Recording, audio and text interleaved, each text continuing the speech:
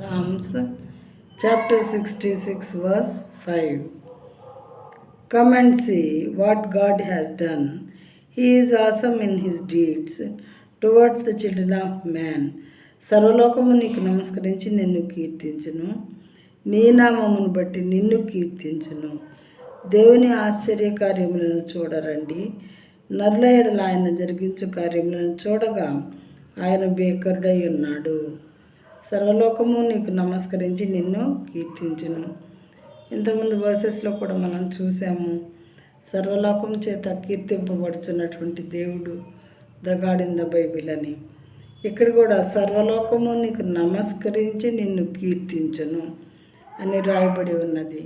ఇది దేవుని వాక్యం కాబట్టి తప్పనిసరిగా ఇది నెరవేరేదిగా ఉంటుంది. ప్రియమైన వారలారా, నీ నామమును బట్టి నిన్ను కీర్తించును. దేవుని ఆశ్చర్య కార్యములను చూడరండి. నరుల ఎడల ఆయన జరిగించు కార్యములను చూడగా ఆయన బేకరుడై ఉన్నాడు. నరుల కోసం ఆయన చేసేటటువంటి సమస్తమైన కార్యాలను మనం అబ్జర్వ్ చేసినట్లయితే ఆయన క్రియలు ఎంతో భీకరమైనవిగా ఉన్నాయి. ఆయన ఎంతో భీకరుడైనటువంటి దేవుడు.